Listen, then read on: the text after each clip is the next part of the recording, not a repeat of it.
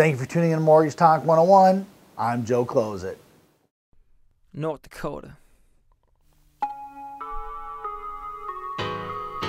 It's a hood thing, it's a good thing. I'm from North Dakota, it's all good, man. I'll show you how we grind.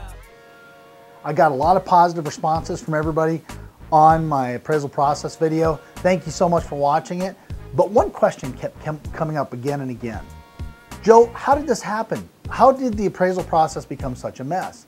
The best answer I've ever heard comes from Marc Savitt, head of the National Association of Independent Housing Professionals.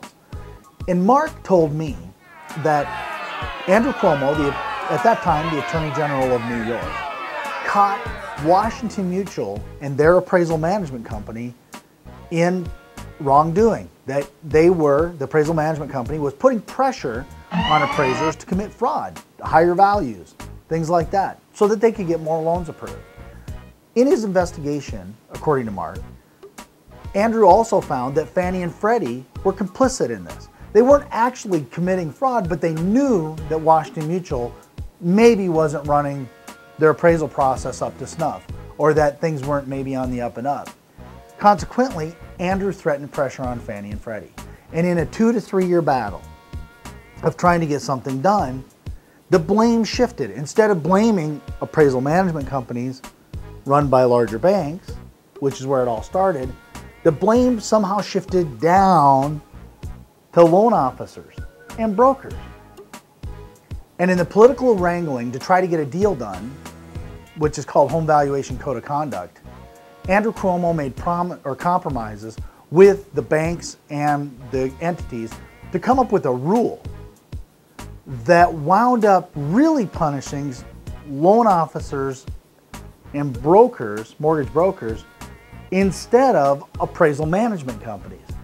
Now, I'm just a Etch-a-Sketch in an iPad world. So let me explain it to you in Joe language. This would be like catching the fox in the hen house and then making the fox head of security. But this is what happens in the political wrangling. Andrew Cuomo, probably a good guy, meant to do good things. He's got other things to do too. He had his sights on another goal. And time was running out.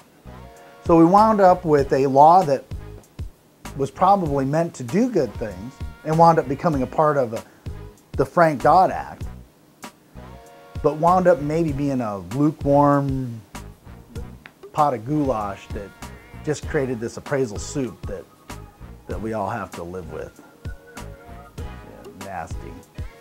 Hey, if you got questions like this, please ask me. I love to try to bring the answers to you. And thank you, Marc Savitt, for giving us this explanation. I greatly appreciate it. Hey, subscribe, forward and share this with your friends. Give them the answers. And if you got questions, give me a call. Thank you for tuning in to Mortgage Talk 101, where we make dreams come true, one closing at a time.